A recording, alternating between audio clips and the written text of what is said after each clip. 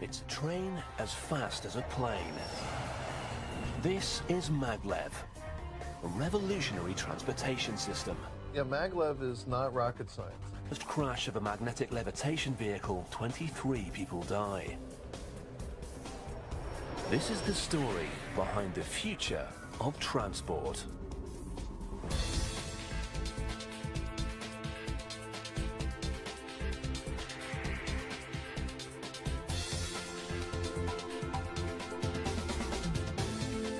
Lies a facility that's developed a magnetic levitation vehicle, or maglev. The Transrapid test facility cost over $1 billion and was built to put the magnetic levitation vehicle through its paces. This demonstration track has been in operation for more than 20 years, and the maglev has traveled nearly 1 million kilometers on it. The test track is open to the public, and each year it attracts thousands of tourists eager to experience the thrill of riding a magnetic levitation vehicle themselves. In total, more than 500,000 curious visitors have experienced high-speed levitation without incident. But one September day, the maglev faced a shocking turn of events.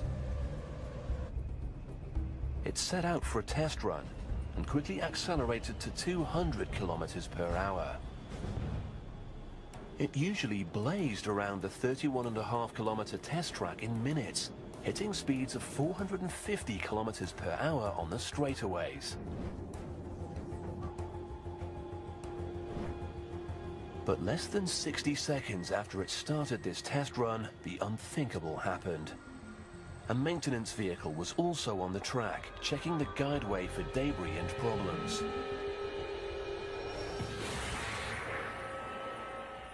It was the first major accident for a technology that had been a century in the making. An investigation got underway. Questions were asked about what had happened and why. And there was a great deal at stake, because maglev was on the verge of a breakthrough. It was ready to change the way we travel in the 21st century, just as the aeroplane did in the last. Maglev is a magnetically propelled vehicle that floats above a guideway and can travel at speeds of more than 500 kilometers per hour without really leaving the ground. And it's driverless. Most people haven't heard of it, but according to these experts, future generations will head to the maglev station instead of the airport. If what they say is true, maglev is in a transportation league of its own.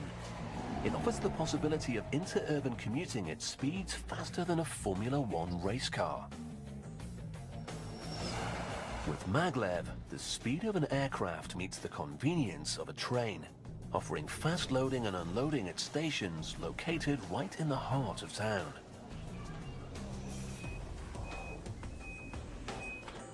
Kevin Coates is a transportation consultant. It's phenomenal. So you can actually plan your trip. Imagine this, traveling around the United States and moving from city to city, typically for trips 500 miles or less, moving from city to city and being on time to the second on every trip. People that travel around this country, I think, would find that unbelievable, but that's what this new transportation system promises. The maglev's levitation system is what separates it from all other forms of mass transportation. This technology represents a radical approach to locomotion. The maglev floats over a guideway, and the guideway and the vehicle work together to create and control magnetic levitation and propulsion. Neither part is compatible with any other transportation system. Transrapid uses magnetic attraction. Along the length of the vehicle, magnets attached to the top of this cast aluminium support arm are pulled towards the bottom of the guideway. Computers regulate the power to the magnets and keep the vehicle suspended at a height of precisely 10 millimeters. Whatever load it's carrying, the maglev will never make contact with the concrete and steel surface of the superstructure.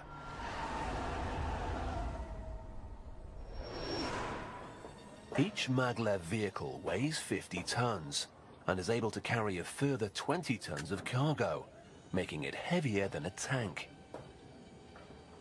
And this sophisticated levitation system not only lifts and then suspends 70 tons of vehicle and cargo, it also propels it at speeds of more than 400 kilometers per hour, always 10 millimeters above the guideway. It sounds incredible. But here, at the Transrapid test facility in Germany, a team of engineers is already developing the next generation of maglevs. This is the largest test facility of its kind in the world. The maglev vehicles are assembled at a plant near the test track. Each component is custom-made to exacting specifications. Heiko Lobach, who's working on the TR09 engineering team, wants to change the way we travel. We have a lot of misunderstandings. We'll have much lower noise. We will have less energy consumption. We will also have no emission from gas or from also not from the magnetics, because the magnetic field of the levitation and guidance magnets is less than the magnetic field from your television at home. Its developers have such faith in this machine that they've sunk billions of dollars into it. So who's buying the maglev system? A long way from Germany and the People's Republic of China, maglev is revolutionizing the transportation infrastructure.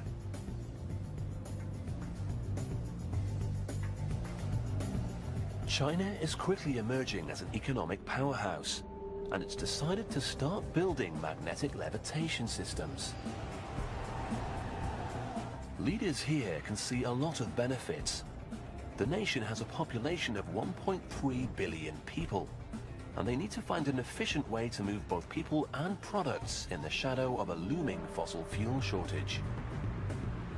They're planning for the future, and that plan includes maglev. They first ordered a 30-kilometer maglev system to run from downtown Shanghai to its international airport at a cost of $1.2 billion. But the Transrapid engineers knew that this first contract was really an audition. The government here was also planning additional lines and wanted to expand maglevs throughout China. Prospective maglev lines included one between Shanghai and the tourist town of Hangzhou, a 170-kilometer line with a budget of $4 billion, and a connection between Shanghai and Beijing, over 1,200 kilometers, with a price tag of $22 billion. That's the equivalent of $18 million per kilometer. So why did the Chinese buyers decide to invest in this technology when there were already so many planes and high-speed trains? And why would they bank the future of their economy on a prototype? For the engineers at Transrapid, the answer to this is simple. There's a major problem with the world's transportation system. According to them, cars, trains and planes have had their day. And the airline industry in particular is facing a looming crisis. People love jets because they're fast, convenient and have reduced the time required for long-distance travel. But the demand for air travel is increasing. On the ground, delays are a major problem, and now the skies are also facing winged gridlock. Every year, more aircraft are being built, along with larger airports to service them. And with the introduction of the Airbus Super Jumbo A380, we're also building bigger and bigger planes. But this solution does nothing to address the other major problem facing airlines: skyrocketing fuel costs. A 747 burns 170 liters a minute, enough fuel to fill 3 cars every 60 seconds. And that, according to the maglev experts, is creating a problem. And as oil gets more expensive, and it will, as it becomes more rare and more people are demanding it, the cost of flying is going to increase. There's no way around it. And if that's the case, people are going to look elsewhere for a viable transportation system that can replace air travel. Transrapid charged its engineers with finding the Achilles heel of the airline industry. It discovered that the weakness is the short-haul flight of under 700 kilometers. In the US, flights of less than 1,000 kilometers make up about 50% of the airline market. They're costly, inefficient, and plug the skies with aircraft. So Transrapid designed its maglev system to break the airline industry's grip on these short-haul routes and replace them with a fast, environmentally friendly and cost-effective solution. And China was the first customer. The Chinese government recognized the potential of maglev and ordered the first commercial magnetic levitation system in the world. But then it had to be built, and that's where the problems began. Just like the research phases of the aeroplane, car, train, and spacecraft, the maglev was in development for decades. Railroads in Germany had a long history of innovation dating back to 1835. Trains there were traveling at over 200 kilometers per hour in the 1930s. A scale model is displayed on a mile-long test track, hitting speeds up to 93 miles an hour, taking the 45-degree turns without a shudder. It was in the 1930s that German inventor Hermann Kemper first dreamed of a train without wheels, a system that would harness the power of magnets to both lift and propel vehicles forward. But two major problems slowed down its production. The first was the power of computers. Powerful electronic components such as computers were necessary to control the system, so it would be decades before the theories could be tested.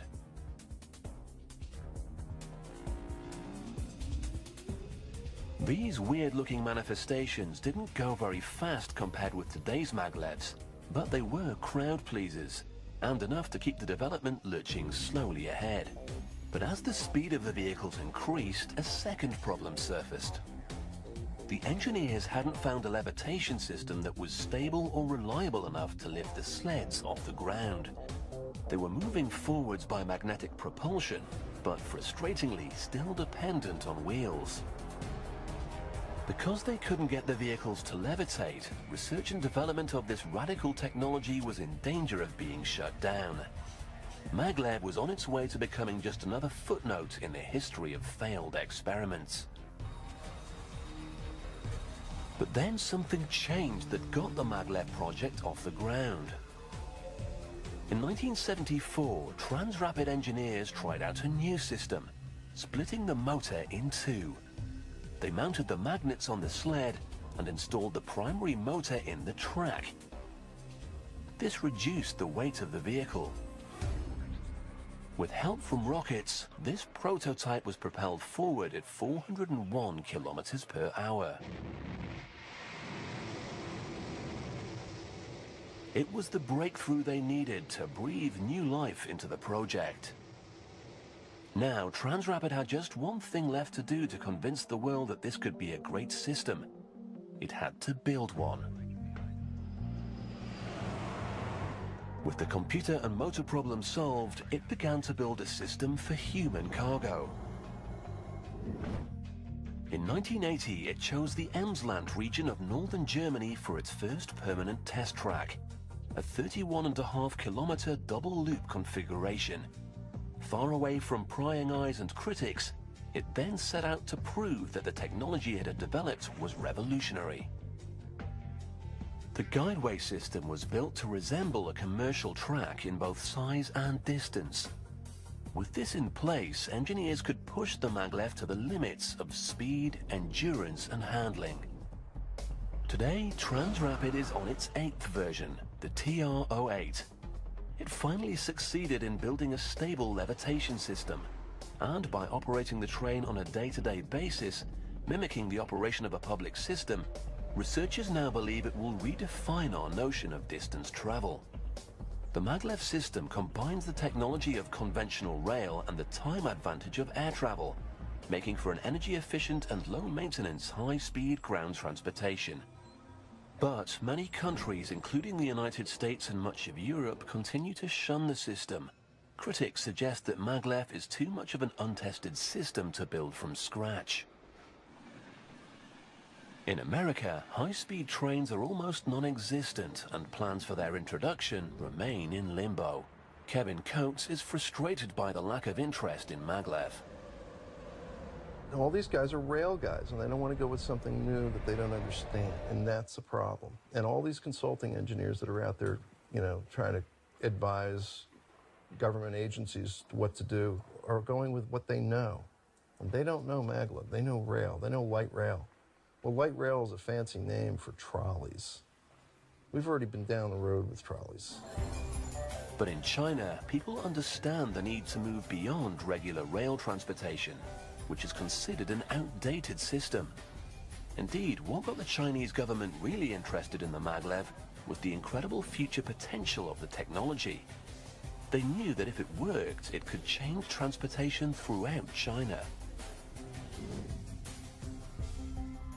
And what better place to test the first commercial track than the city of Shanghai? This bustling metropolis is home to 20 million people. It's a place where old China is being swept aside and a new, modern China is emerging from the rubble. The Chinese are building the city of the future here, and they want to set the standard. Business professionals are attracted to Shanghai because of its modern environment and new job opportunities. And that can create problems on the streets. Previous predictions indicated that more than 2 million vehicles would clog the streets in the coming years, and new highways were becoming overrun as soon as they were built. The reason the Chinese decided not to go with airports or highway systems, they realized that moving people between cities using electricity is a sustainable solution for their future transportation needs.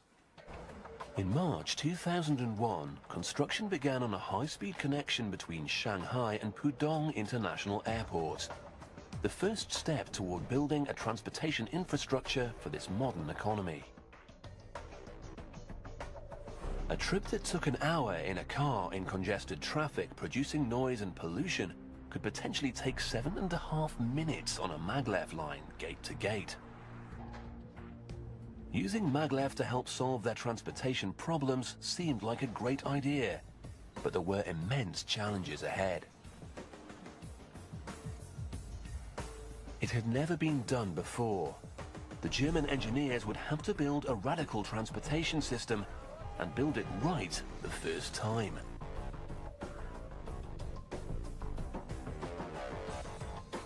And they'd have to deal with the sinking ground under Shanghai. Over the last century, it's sunk by more than 2 meters, and there's no end in sight. The job of building the guideway system was given to Chinese engineers. They began to build the monster motor that would stretch from downtown Shanghai to its international airport. The first phase of this mega project was to clear the route. They had to pull down buildings and move people who lived along the way. But the real problems began when they looked at the soil underneath those homes. The entire route sat on the floodplains of the Yangtze and Hengpu rivers. Silt and sand had been deposited there over millions of years, and the soft, unstable ground wouldn't support the massive infrastructure needed for the maglev. Carlos Ventura is a structural engineer. Load-bearing soil, like in places like in Shanghai, is a soil which has very low capacity to resist overburden pressures or loads that are going to be put on top of it. And that will eventually have a detrimental effect on the structure because the structure will sink or top over or have excessive deformations that are not acceptable. China has been hit by devastating earthquakes in the past. Should an earthquake strike Shanghai, the soil conditions there could result in a process known as liquefaction, or liquid soil. In this simple experiment, Professor Dawn Shuttle from the University of British Columbia demonstrates how liquefaction can topple an unsupported structure. When the earthquake happens, the particles of sand try to move into a denser configuration, but because the water's in the way, the load is instantaneously transferred to the water rather than the soil, and the building will sink. Proper substructure, like pilings, will prevent a structure from collapsing. But the problem facing engineers here was precisely how much substructure to build. To keep the guideway from settling and to minimize the impact of any future earthquakes, the engineers came up with a plan. The idea was to distribute the enormous weight of the guideway deep down into the earth. The guideway sections would be mounted on a series of piers positioned every 25 meters along the route. Each pier would rest on a pile cap, a reinforced block of concrete sitting just below the surface. And supporting the foundation would be the piles themselves. The engineers had to take two things into consideration when building the caps. First, the bigger the piers, the bigger the foundations would need to be. In Shanghai, the pile caps were 2 meters deep and 10 to 12 meters wide. This meant that along the route, there could be as little as 1 meter between the caps. But the engineers also needed to take into account the load-bearing capacity of the soil in which they were building. The worse the soil, the more piles they'd need and the deeper they'd have to go. In Shanghai, the soil was so bad that the engineers had to drive the piles down to 30 meters. In some cases, they had to go as deep as 70 meters, the equivalent of a 23-story building. And each pile cap covered 20 to 24 individual piles. Over the course of the project, they sank over 24,000 pilings. They had just 16 months to complete this phase before the first magnetic levitation vehicles arrived from Germany. Meanwhile, the Transrapid engineers were under pressure to deliver the vehicles that would travel the Chinese-built guideways.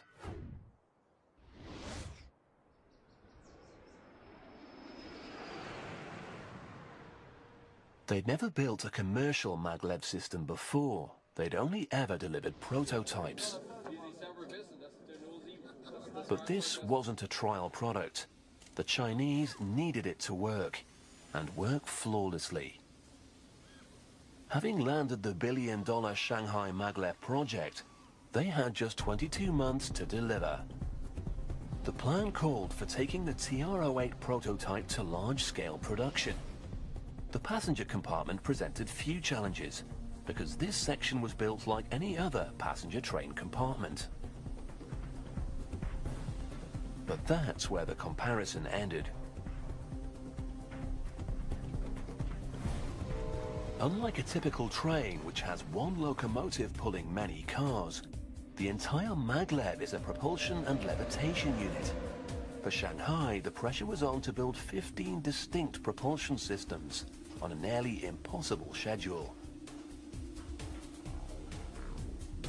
A maglev has virtually no moving parts and no generators to provide power to the lights, computers and electronics housed in the carriage. Once it's underway, it draws power from the grid to activate the magnets. Giant batteries store energy to supply the lights and power the onboard computers during operation. They also act as a backup for the magnets. In the event of a power failure, the maglev won't drop suddenly to the guideway, because the batteries will kick in and hold it up for long enough so that it can be brought to a smooth stop.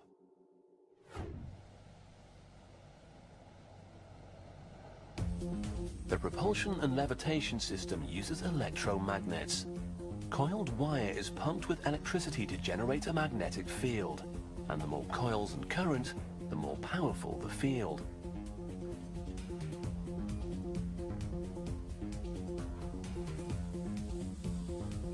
How many magnets are on board and how much each one can lift are trade secrets. But by controlling their energy, Transrapid uncovered the key to lifting and propelling their 70-ton vehicle.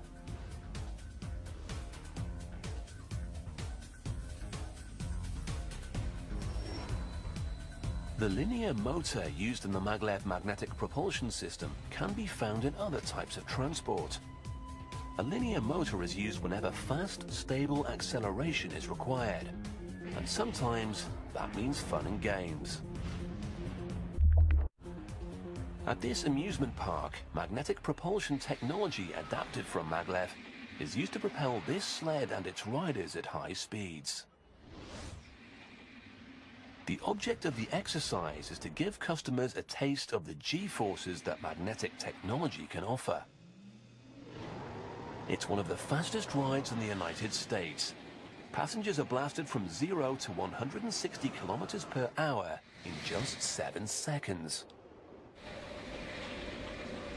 They rocket up a 41-story tower, stop and hang for 6.5 seconds in complete weightlessness as the sled comes to a stop, and then begin the terrifying backwards descent.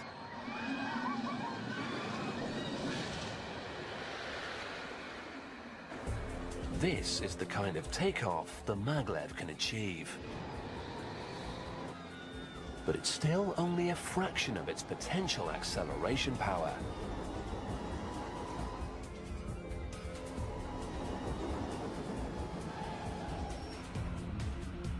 The Navy is adapting maglev propulsion for their catapults on board aircraft carriers. They currently rely on steam-driven pistons to launch aircraft.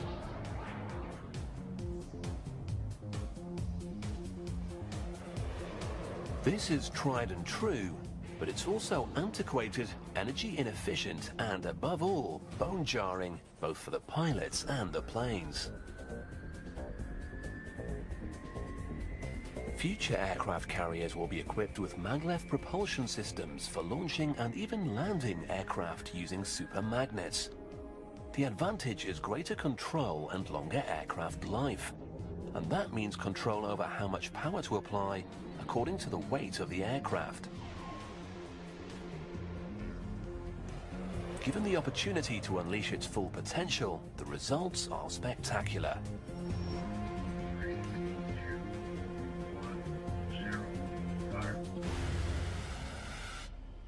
At the Holloman Air Force Base in the New Mexico desert, there's a test track which uses a rocket-propelled sled to test weapon systems up to Mach 8.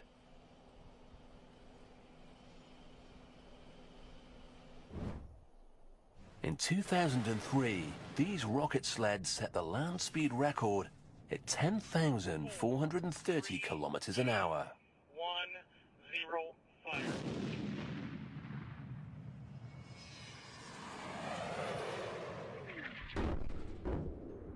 It's this powerful combination of rockets and magnets that takes maglev to hypervelocity. With speeds like that, a maglev vehicle moving through a vacuum tube or tunnel where there's no air friction could reach more than 6,000 kilometers per hour. To really appreciate this amazing machine, you have to ride it. And at the test track in Emsland, the public gets to experience a maglev vehicle firsthand. This is the Transrapid Command Center for the maglev test track in Germany. We have a 32-kilometer long guideway here with about 8 kilometers of straight track for high-speed testing. And in the northern part and the southern part of the test track, we have a loop. And by this configuration, it's also possible to perform duration test rides with the vehicle. After careful inspection in the hangar, the command center gives the green light and the maglev is ready for its high-speed test run. With the click of a mouse, the computers activate the magnets and the maglev begins to defy gravity. This thoroughbred train is now ready to stretch its legs. Today, it'll hit a cruising speed of 400 kilometers an hour. With the technicians in place, the speed test begins. These men and women are the only human parts of an entirely computer-controlled operation. Transrapid believes that by taking humans out of the operation equation, it has a smarter, safer system, so it's handed control over to computers. The top speed of the Transrapid's 310 miles per hour, or 500 kilometers per hour. You know, at those speeds, human beings can't react fast enough. They're used to keep the vehicle the exact distance from the guideway so that you get a smooth ride, and then computers are also controlling the power that's delivered to the vehicle from the track to propel it. At this full-scale test facility, every run has a purpose: to further the technology. The maglev is fully automatic, so computers control the acceleration. It's strong and steady, but gradual enough that passengers are not thrown back in their seats. First time I rode the maglev was in Germany at the test track, and I was in the lead carriage and looking out the window.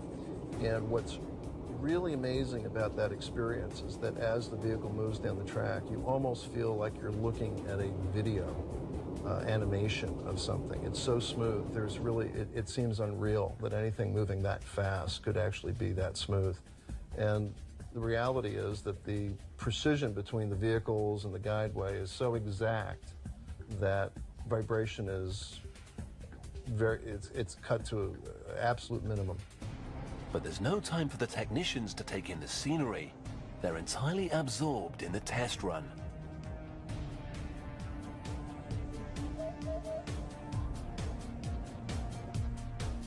They round a giant loop and prepare to accelerate over the 10-kilometer straight stretch. The maglev will run up to its maximum speed on this test.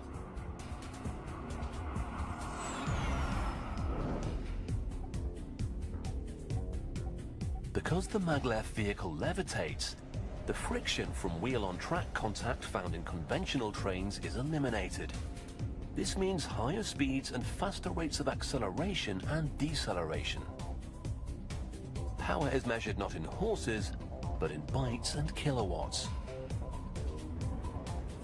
These supercomputers make millions of calculations per second, sending and receiving information from the magnets and the guideway to keep the maglev stable and moving forward. It's sort of like a surfboard riding on a wave, a magnetic wave, and that's how it's propelled. And how the engineers propel the Transrapid is by speeding up the wave in the guideway. It's very controlled, and you can walk around without a seatbelt. It's all very smooth. The test facility is able to simulate every situation the maglev could conceivably face during commercial operation. It's been run through rain, snow, wind, and even lightning storms. The speed in the curves is restricted to 200 kilometers per hour for the sake of passenger comfort. On the test track, as in normal operations, riders can't be subject to higher centrifugal forces. As it hits the straight stretch, the maglev accelerates to full speed. This footage was shot in real time.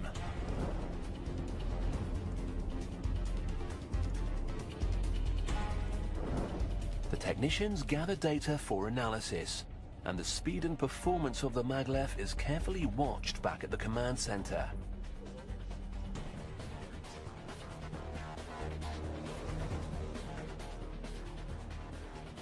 It hits 400 kilometers per hour as it blazes down the straightaway.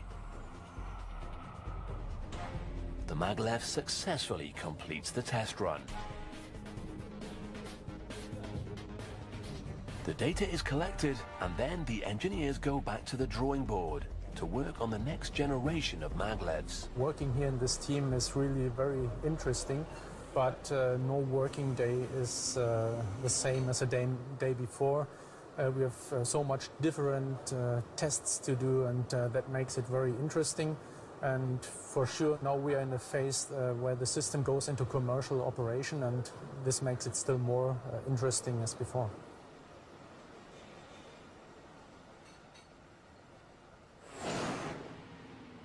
The world's first maglev was delivered to Shanghai in the summer of 2002, and the heavy lifting began. Any failure could be measured in fractions of a millimeter. Workers began the delicate operation of picking up the passenger compartment. It was a matter of only a few months since they'd started to build the maglev, and careful watch was kept on every step as the chassis and the passenger compartment were put together. The computers were mounted.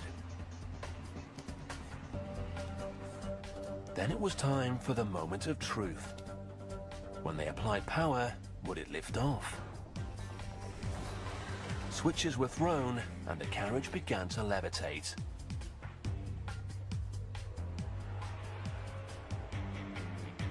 After the successful test, it was pulled apart.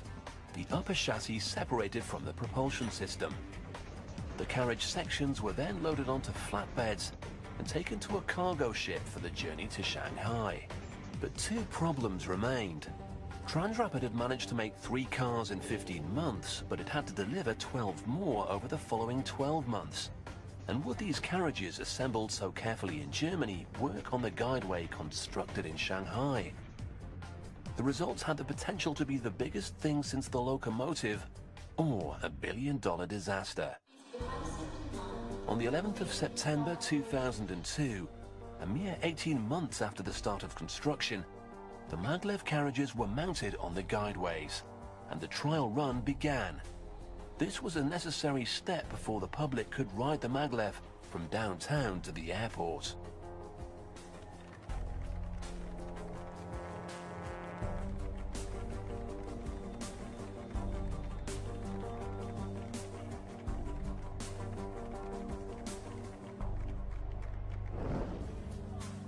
With the pomp and ceremony behind them, it was now time for the engineers to prove that the concept worked. The German and Chinese construction teams came from different engineering traditions and systems. Would they have managed to overcome the problems of time and distance and execute design specs with system tolerances of less than 2 millimeters? The guideways in Shanghai were an adaptation of the German engineered version. Instead of building a 50-meter-long guideway beam, the Chinese engineers cut that in half and used 25-meter girders instead. This doubled the work and the number of guideway beams required for the 30-kilometer stretch, but it made it easier to transport and assemble the spans, and meant that the Chinese team was able to meet the construction deadline. Even for the experts, this was a technical marvel. In Shanghai, you've got a 19-mile-long guideway system that is built to within 1 millimeter tolerance through its entire length. And to my knowledge, there's nothing in the world that comes as close to that level of precision. To keep the guideway within the strict operating specifications, engineers used an adjustable bearing system which allowed them to correct the guideways if they settled. The 3-way bearing system raised or lowered the guideway beam to adjust for settling. There were more than 10,000 adjustable bearings along the entire route. But not all the guideway sections were rigid pieces of concrete. Some were made of steel. These steel switches could be bent on command, allowing the train to change guideways. But the speed was limited to 200 kilometers per hour in the curves. The problem was the human passengers. A sudden change in direction at high speed would throw passengers around.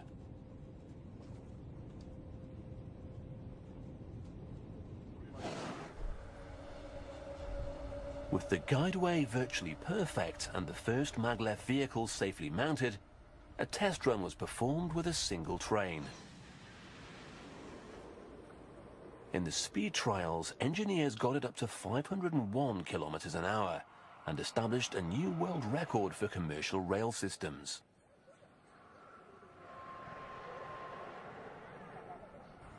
But they had one more hurdle to face. There were 2 guideways running side by side. They now had to run 2 vehicles past each other. The trains would pass in close proximity at a combined speed of 860 kilometers per hour.